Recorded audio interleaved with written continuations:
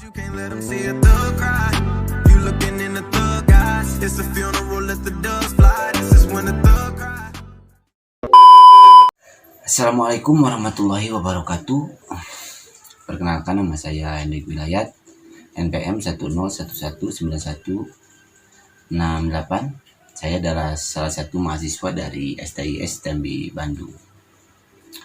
Dalam video kali ini saya akan sedikit menjelaskan tentang manajemen SDM.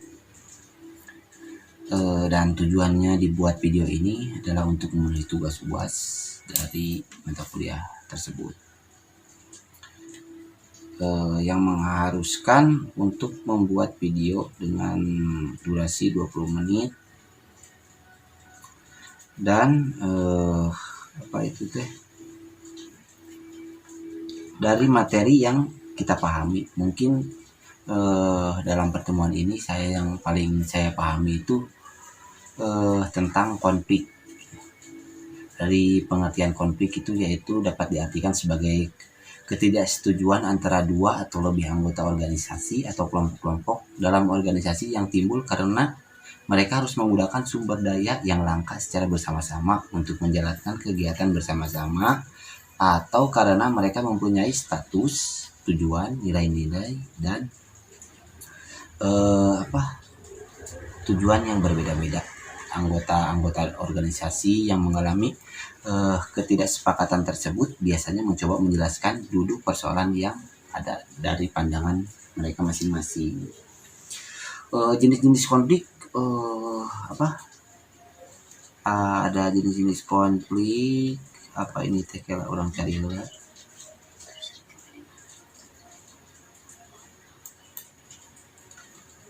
Jenis-jenis konflik adalah konflik fungsional, yaitu konflik yang mendukung pencapaian tujuan organisasi dan memperbaiki kinerja kelompok. Sedang konflik disfungsional, yaitu konflik yang merintangi pencapaian tujuan organisasi. Jenis-jenis tujuan konflik organisasi itu dari segi pihak yang terlibat dalam konflik.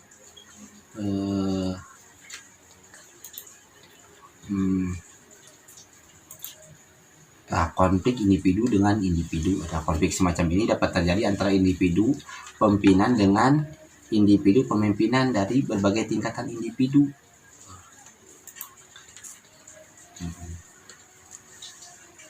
Kelompok ataupun individu karyawan dengan kelompok pimpinan. Ini sering terjadi konflik seperti itu di dalam perusahaan karena ada konflik dari seorang pimpinan kepada karyawannya. Yang kedua adalah konflik individu dengan kelompok. Konflik semacam ini terjadi di antara individu pimpinan dengan kelompok atau antara individu karyawan dan kelompok pimpinan. Banyak sekali contohnya, seperti di perusahaan udah biasalah masalah konflik mah kan ada.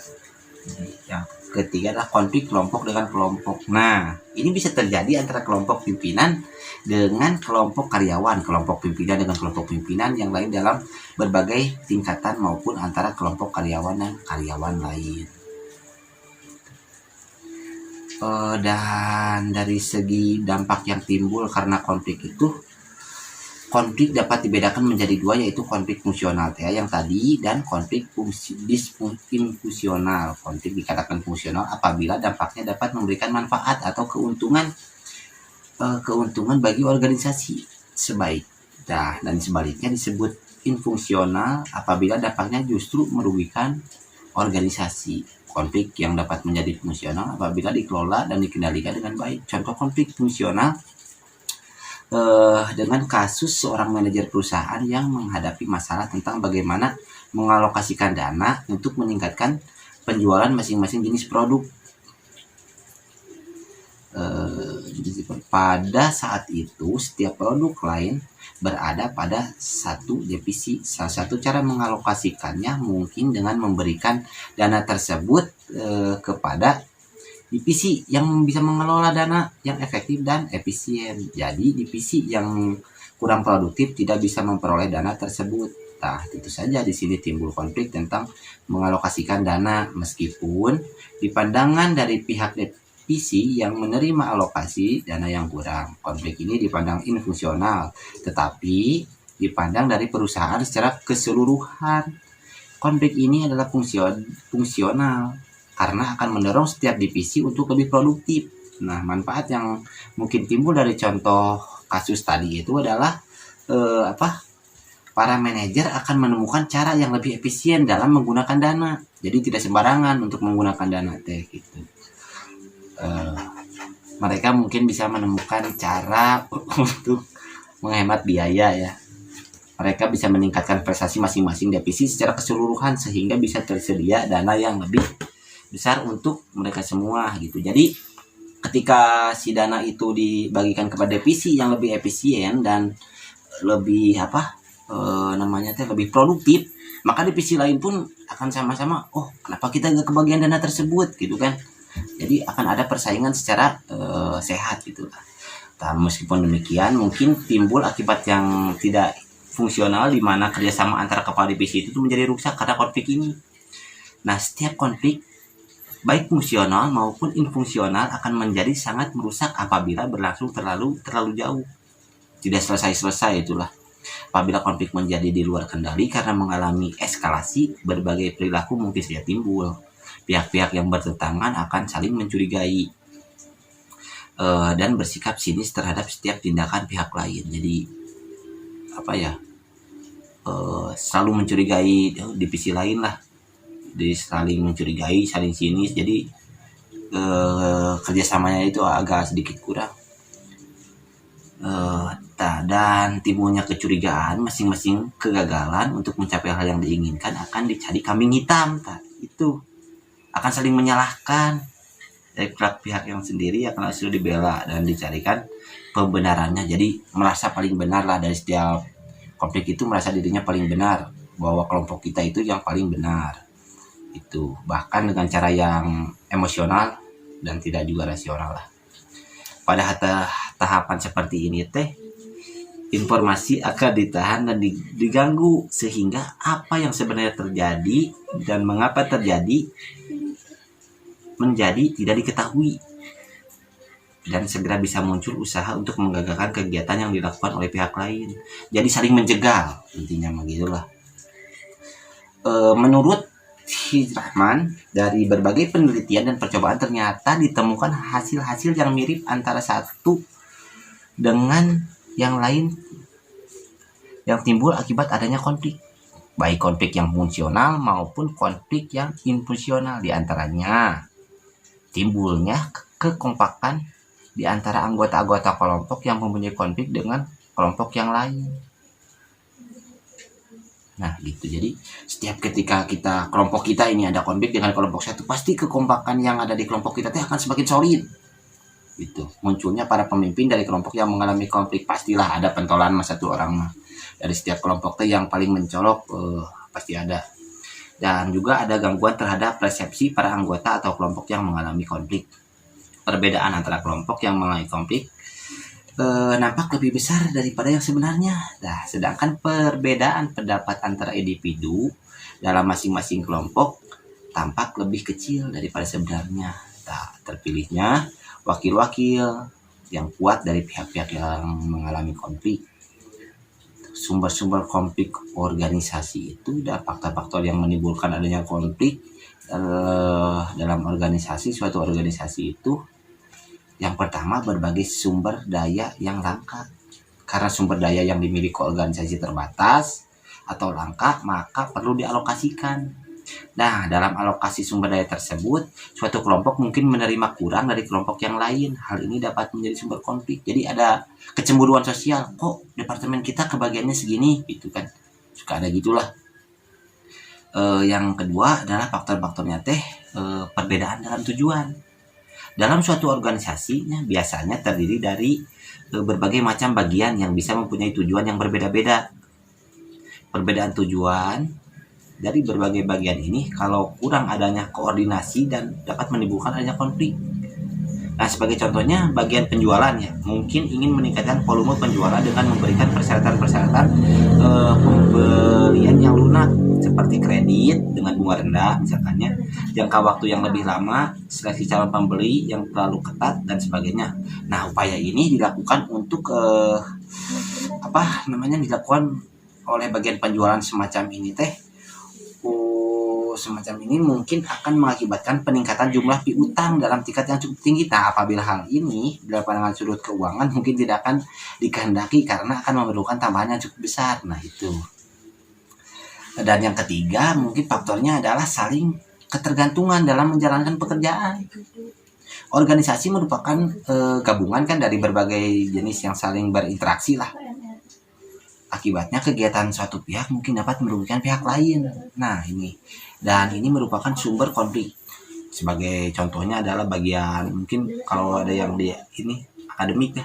Bagian akademik telah membuat jadwal ujian beserta pengawasnya, tapi suatu bagian tata usaha terlambat menyampaikan suatu pemberitahuannya kepada pengawas dan penguji. Nah, ini juga akan sama, akan mengganggunya pelaksanaan ujian tersebut, dan itu menimbulkan konflik juga. Nah, itu dia. Dan yang keempat itu adalah faktornya adalah perbedaan dalam nilai atau persepsi. Nah, perbedaan tujuan biasanya dibarengi dengan perbedaan dalam sikap, nilai dan persepsi yang bisa mengarah ke timbulnya konflik. Sebagai contoh ya, seorang pemimpin muda mungkin merasa tidak senang sewaktu diberi tugas-tugas rutin karena dianggap kurang menantang kreativitasnya untuk berkembang. Nah, sementara pemimpin yang lebih senior merasa bahwa tugas-tugas rutin tersebut merupakan bagian dari pelatihan. Itu perbedaannya sih. Suka adalah kalau kita juga tugas rutin itu asa kumaha gitu ya, sekurang ini. Dan yang 5 adalah sebab-sebab lain selain sebab-sebab yang tadi yang dapat menimbulkan konflik dalam organisasi. Misalnya gaya seorang dalam bekerja sok kayak konflik wae. Kalau ada gaya seorang dalam bekerja teh kan beda-beda tiap karakter orang teh. Itu juga bisa menimbulkan konflik. Ketidakjelasan organisasi.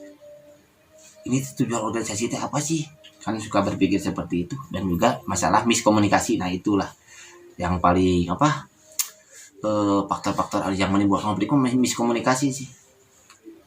Dan bagaimana kita untuk strategi penyelesaian konflik? Nah, pendekatannya penyelesaian konflik oleh pemimpin dikategorikan dalam 2 dimensi, ialah kerjasama atau tidak kerjasama, dan tegas atau tidak tegas. Dengan menggunakan kedua macam tersebut, dimensi tersebut, ada 5 macam pendekatan penyelesaian konflik lain. Yang pertama adalah menghindar. Menghindari konflik dapat dilakukan jika isu atau masalah yang memicu konflik tidak terlalu penting, atau jika potensi konfrontasi tidak seimbang dengan akibat yang akan ditimbulkannya. Nah, penghindaran merupakan strategi yang kemungkinan pihak-pihak yang berkonfrontasi untuk menenangkan diri lah. Manajer perawat yang lebih dalam konflik menepiskan isu dengan mengatakan biarlah kedua belah pihak mengambil waktu untuk memikirkan hal-hal yang menentukan tanggal untuk melakukan diskusi. Jadi bukan menghindari itu, bukan artinya lari, cuman mengulur waktu lah intinya. Yang kedua strateginya mengakomodasi, memberi kesempatan pada orang lain untuk mengatur strategi pemecahan masalah. Kalau kita tidak bisa memecahkan masalah, ya kita minta tolonglah pada orang lain gitu, gimana caranya gitu. Khususnya apabila isu tersebut penting bagi orang lain. Hal ini memungkinkan timbulnya kerjasama dan memberi kesempatan pada mereka untuk membuat keputusan gitu. Yang ketiga adalah kompetisi. Nah, gunakan metode ini jika kita percaya bahwa kita itu memiliki banyak informasi dan keahlian yang lebih dibanding yang lainnya.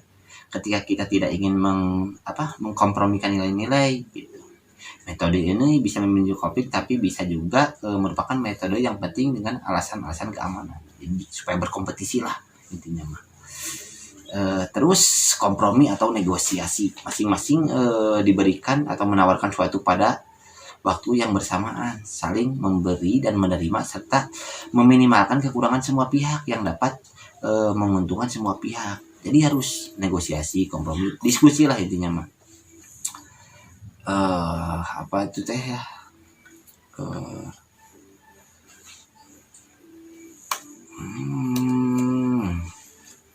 Terus kita lanjut ke apa ini teh? Ntar dulu kita lanjut cari dulu konflik individu dengan kelompok, vertikal horizontal ini.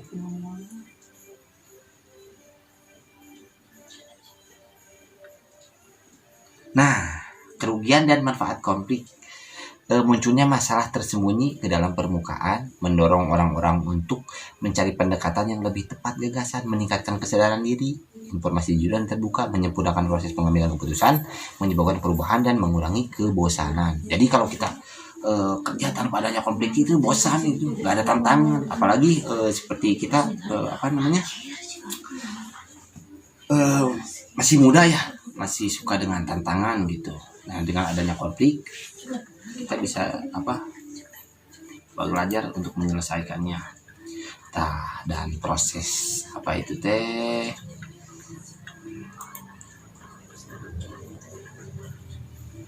integrating problem solving. Dalam gaya ini pihak-pihak yang berkepentingan secara bersama-sama untuk mengidentifikasi masalah yang dihadapi, kemudian mencari dan mempertimbangkan memilih solusi alternatif pemecahan masalah. Nah ini gitu. Gaya ini teh cocok untuk memecahkan isu-isu kompleks yang disebabkan oleh salah satu paham mainstanding, tapi tidak untuk memecahkan masalah yang disebabkan oleh sistem nilai yang berbeda. Kelemahannya itu memerlukan waktu yang sangat lama gitu. Itu ada macam. Terus teknik-teknik simulasi konflik. Bagaimana gitu dengan komunikasi menggunakan pesan-pesan yang ambigu atau mengancam untuk menaikkan tingkat konflik. Memasukkan orang luar. Ini stimulasi konflik itu untuk stimulasi konflik untuk menambah konflik lah. Memasukkan orang luar, orang yang beda latar belakang, nilai, sikap atau gaya manajerial yang berbeda dengan anggota yang sekarang ada, dan merubah struktur organisasi, menata kembali kelompok kerja, aturan, ketentuan, meningkatkan interdependensi dan membuat perubahan struktural sejenis untuk mengubah status quo dan menunjuk seorang tukang kritik agar sengaja menentang posisi mayoritas yang disepakati oleh kelompok. Nah, ini metode pengendalian konflik yang tadi udah saya jelaskan. Nah, jika konflik sudah terjadi itu menghindari atau mengkabur seperti hal lain ya, yang tadi udah saya jelaskan. Terus ini teh jenis-jenis layanan.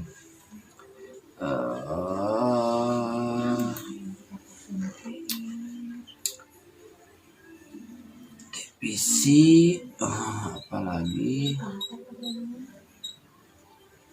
kita cari lagi yang tentang masalah konflik ya.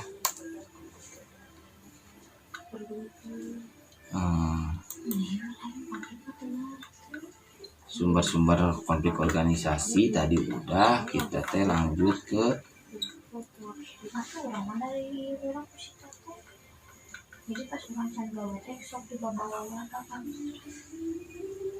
nah sekarang untuk pengertian dari motivasi dan teori-teori motivasi.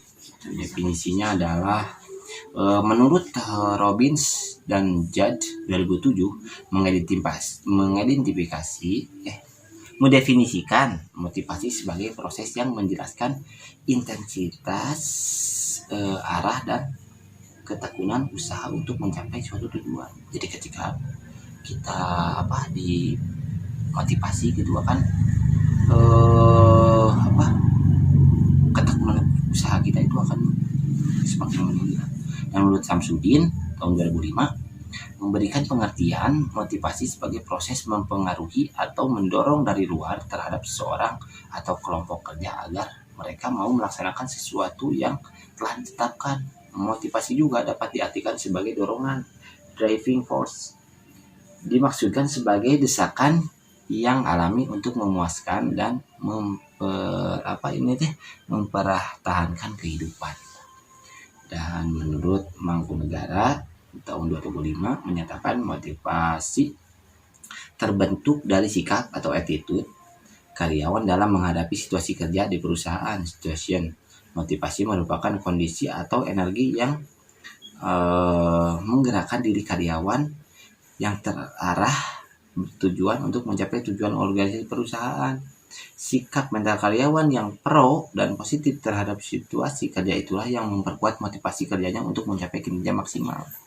Jadi ketika kita kalau dalam pekerjaan itu ya, sebaiknya pemimpin itu memberikan motivasi, bukan hanya cuma memberikan terus memarah-marahi tanpa motivasi. Jadi kalau ketika kita mengalami sedikit down gitu, pastilah dalam suatu pekerjaan pasti ada down-downnya gitu. Tapi kan kalau kita dikasih motivasi, bukan cuma diomelin, mah pasti akan lebih bersemangat lagi. Nah, pengertian motivasi itu adalah suatu perubahan energi dalam diri pribadi seorang yang ditandai dengan timbulnya perasaan dan reaksi untuk mencapai tujuan. Nah, itu dia. Nah, teori motivasi secara garis besar, teori motivasi dikelompokkan dalam 3 kelompok, yaitu teori motivasi dengan pendekatan isu kepuasan atau content teori, teori motivasi dengan pendekatan proses teori, dan teori motivasi dengan pendekatan penguat, information theory. Nah, motivasi ini dapat diartikan sebagai kekuatan energi seseorang yang dapat menimbulkan tingkat presentasi dan antusiasmenya dalam melaksanakan suatu kegiatan, baik yang bersumber diri dalam individu itu sendiri, motivasi intrinsik, maupun dari luar individu, motivasi ekstrinsik. Jadi motivasi itu ada yang dari luar, mau dari sahabat, mau dari keluarga gitu, atau memotivasi diri kita sendiri gitu. Dan seberapa kuat motivasi yang dimiliki individu akan banyak menentukan terhadap kualitas perilaku yang ditampilkannya.